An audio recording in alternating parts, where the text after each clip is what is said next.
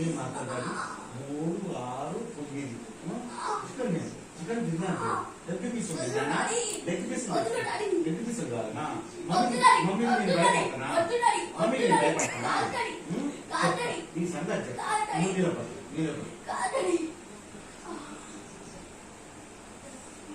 ఏంటి బేటా 60 అదే చేస్తున్నాం అక్క లాంగ్వేజ్ నేనేమంటే నువ్వు ఏడుస్తావు